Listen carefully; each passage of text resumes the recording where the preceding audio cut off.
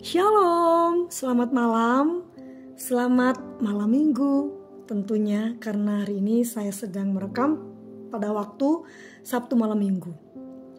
Dan selamat datang di akun kesaksian rohani saya buat kakak pemburu oten ya.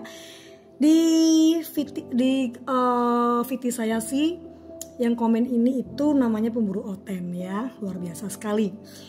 Apa permintaan dari kakak ini, yaitu bikinin VT Amsal 7 ayat 18 dong.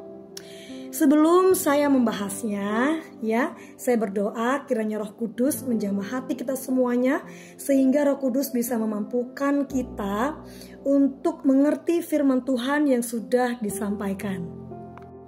Yang kedua, sebelum saya membaca ayat ini, perlu kita ketahui, sebelum kita membaca Alkitab itu harus berdoa dulu, meminta hikmat Tuhan apa arti dari ayat tersebut.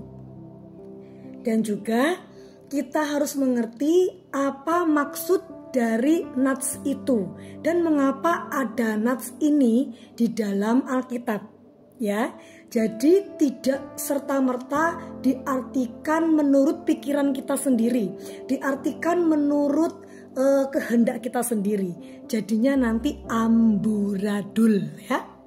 Mari kita baca Amsal 7 ayat 18 ya. Marilah kita memuaskan birahi hingga pagi hari dan bersama-sama menikmati asmara. Ya.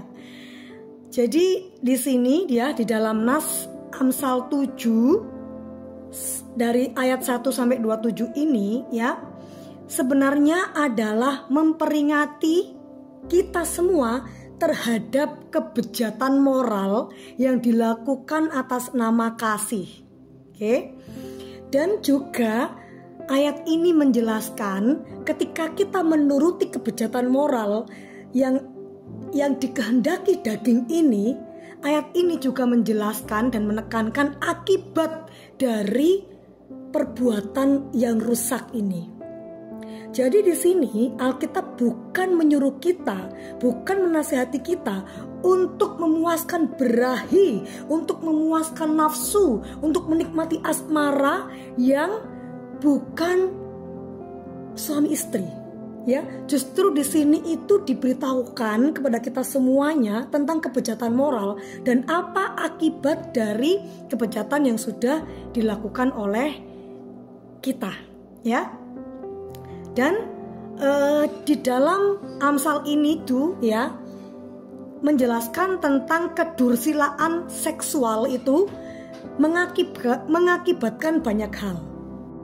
Nah, jadi ketika kita membahas Amsal 7 sampai Amsal 7 ayat 18 ini, kita tidak boleh hanya berhenti di situ.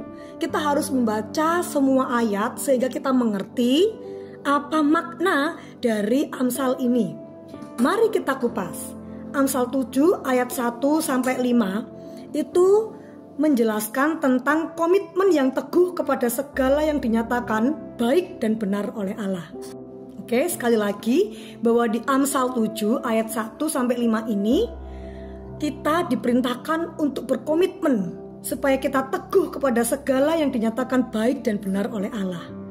Ya, kemudian lanjut di Amsal 7 ya ayat 25 itu kita dinasihati ya untuk tidak membiarkan pikiran kita supaya kita membayangkan kesenangan dengan penuh nafsu.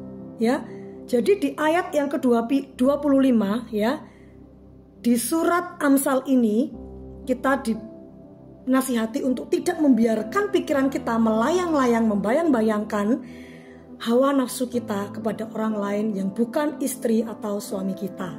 Dan yang terakhir, Amsal 7 ayat 26 sampai 27 ya, dijelaskan, diberitahukan kepada kita, dinasihati agar kita boleh mengetahui bahwa dosa ini, dosa seks ini mendatangkan susah payah, mendatangkan penyesalan, dan bahkan mendatangkan kematian. Jika bukan kematian kita, maka akan mendatangkan kematian bagi anak-anakmu. Kalau bukan kematian fisik, maka akan menimbulkan kematian rohani. Bahkan bisa kematian rohani dan juga jasmani.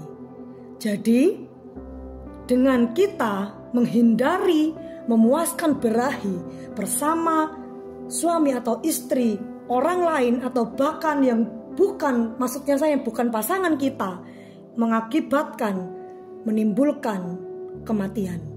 Ya, jadi jangan pernah menikmati asmara dengan orang yang bukan pasangan sahmu. Itu maksud Amsal 7 ayat 18 ini, saudaraku. Sekali lagi, bijaklah membaca Alkitab. Tuhan Yesus memberkati.